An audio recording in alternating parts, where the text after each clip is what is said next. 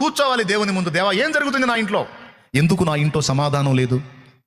నీతిమంతుల గుడారంలో సమాధానం ఉండాలి కదా. సమాధాన పాత్రులం కామా మేము?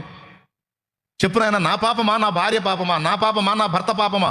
ఏం జరుగుతుంది? కూర్చో. ఉండగలిగితే ఉపవాసం ఉండు. ఉపవాసం ఉండలేకపోతే కనీసం ప్రార్థనన్న పట్టుదలగా చేయి, గురి కలిగి చేయి.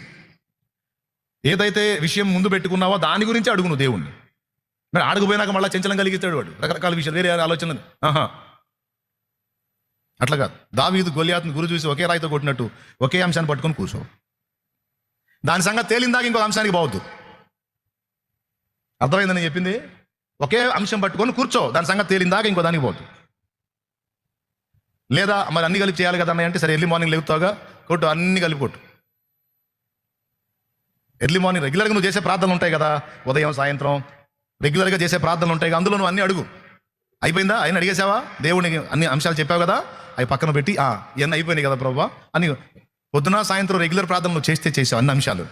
కనీసం మధ్యాహ్నం పూట కూర్చో నువ్వు, నాయన అసలు మా ఇంటి సంగతి ఏందని నువ్వు నాకు చూపించు, ఇందులో ఏం జరుగుతుందని నా బయలుపరచు. నా తండ్రి, ఎవరి తప్పు? ఏం జరుగుతుంది?